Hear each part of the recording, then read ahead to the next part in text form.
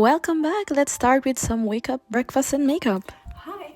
I wanted to walk you through all my makeup routine, but since I didn't bring all my stuff with me, I kind of fucked it all up, so I wanted to show you at least this and maybe the last touches that I will do. So I started off with some sunscreen that I recently bought, and as well my base, which is Kiko. Mermaid, I don't know, I just loved it. It's not my favorite one. At the moment I am exploring different makeups and mainly drugstore, but I do have high-end ones. As for this is a really good one, the Dior. I love it. This is my shade, which I don't know how is it called and I cannot even read. But then I went with my concealer. This is one of the best ones as a drugstore. Got it for, if I'm not wrong, 15 euro. And as well this for my blush. I'm just doing makeup for my university lesson, so it's not really high glam and I'm not gonna put mascara because this stains and it's not my favorite one. Also for my bronzer I use this one, which is a very good one. The girls who knows it. And I put this for my lips. This is the lip gloss. Last touch is my setting spray that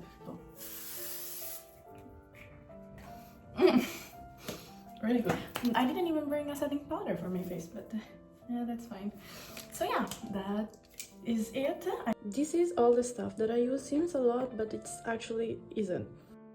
Going back to the food topic, I went out to look for my father's candles. He turns 41 and we actually made him cry on his birthday because he thought that we wouldn't make any effort or we wouldn't celebrate it, but we actually did something. We just hid the cake on our neighbor's fridge and that way he wouldn't notice it in ours. And after a long day of work in university, we came back home, surprised him, sang happy birthday and gave him the cake and the card that made him cry, and then improvised on dinner in this restaurant called Doppio Malto. That's where your favorite food blogger hits.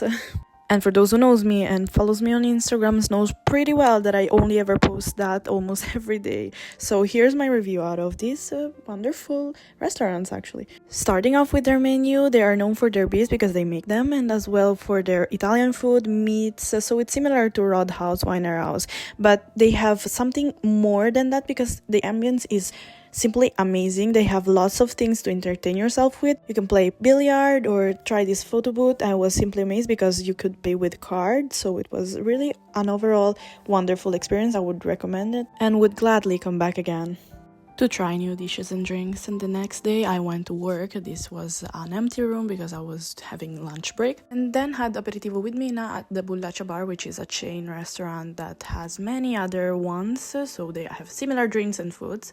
And then a friend from Milan who was visiting for work joined as well, but we didn't just stop there. Since Mina has limited time here in Italy because of her volunteering project and soon enough she will return to Turkey, we made a list of things that we should try together.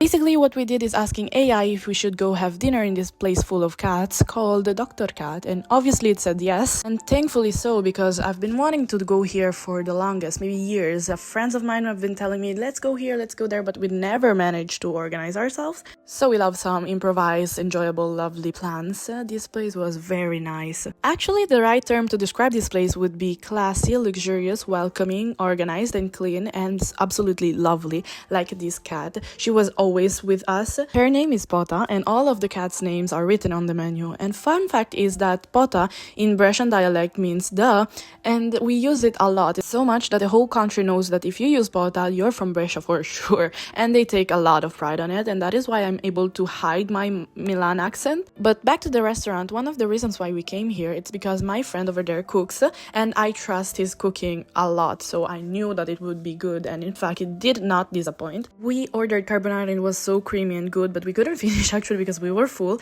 and he prepared a dessert with some extra ice cream and mango on it. It was so delicious. And then we went to Posi, which is another dessert place specialized in ice cream, but we just got a coffee because we were really full. And on my way home, I was alone and trying to tell you a story about us helping an old lady, but I couldn't because it was really noisy. But yeah, that happened. Basically, she asked me to contact her niece because she didn't have her phone, and we did so. He arrived and he gave Mina a ride, so that was so nice. Moral of the story is give kindness and you receive kindness back. Going back to the food addition topic, after university I cooked some pasta with tuna and tomato, then went to the grocery with my brother to get some snacks. I found it surprising and ironic how Easter eggs are now just €2 and not 15 anymore or €10. And eventually got some dinner as well, cooked some homemade burger with some fries, and it was so delicious. It was also maxi size, so not the healthiest option, but we'll eventually get into that. I also ordered these lip balms from Elf on Amazon because I wanted to try the mango one, but I didn't quite like it. I won't be probably gonna buy it again, even if it was just €9. It felt a bit sticky and not hydrating. Elf has really good products, but those are not one of them. Today we celebrate my arriving earlier at work. That never happened. Yay, I wasn't late. Lately I've been substituting a lot because my colleagues and the kids have this virus that has been going on. This is my look after work, and then got some ice cream at Pecoranera with my brother, which was Dubai chocolate and biscotto bresciano. And then my mother cooked one of my favorite Filipino dish, which is pork based with soy sauce and lemon. And of course my midnight snack with some mango and balance it with some chipsters. Talking about balancing junk and healthy food, the next day Ivan went out to do some groceries and I decided to cook some healthy dishes. And I was actually so happy for it. So the menu consisted in salads with some meat, and it actually starts with this favorite appetizer of mine, which is consists in bread, then pesto and a tomato on it, then some potatoes that I put into the oven, had some chocolates as desserts. But that day we ate a lot. We also ate those donuts, one is the daddy one and one is the heart shape, and as a snack we ate this Ferrero ice cream as we were preparing the stand for the Dyson that he bought. But we didn't finish with that. We also ate those fogliatelle pizzas. And after lots of snacks and eating, we started to figure out how to build up these stands. And at first it was challenging because it was the first time for both of us and we didn't know how to start. We actually began to discuss, but not really argue or fight. We didn't need that. But because he wanted to build it in a certain way and I didn't know how to act.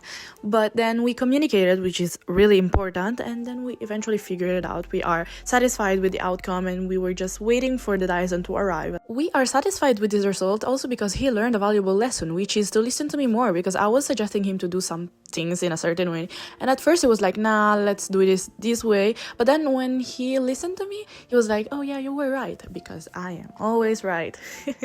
When I first saw the Dyson, I was immediately like, this looks like a ray gun from Call of Duty. Well, jokes aside, everything worked out. He is happy with the model that he bought, and then we had dinner, this salad, I was really happy for it.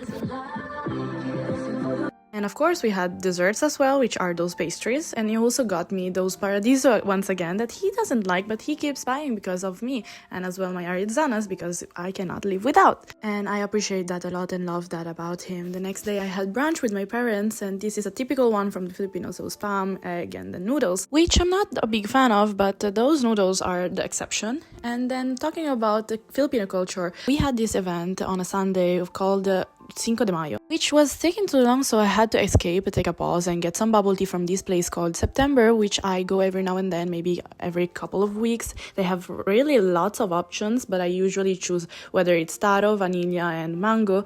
Those are my typical three to-go flavors. So back to the event, I actually made my researches, and as it turns out, it is related to the Latino culture because we were colonized by them for many years, but it isn't the actual Cinco de Mayo, so 5th of May. And fun fact, from what I've gathered from the people around me, there were many, okay, and they also didn't know what was actually going on because, okay, it's tradition, okay, it's the Filipino way and stuff like that, but what's the purpose? What is the meaning of it? What is going on? Because people around me, very curious people that weren't from our culture, kept asking me like, hey, what is going on? I'm like, okay, it's a debut for the teen Christian girls of our community that want to get out there. I don't know.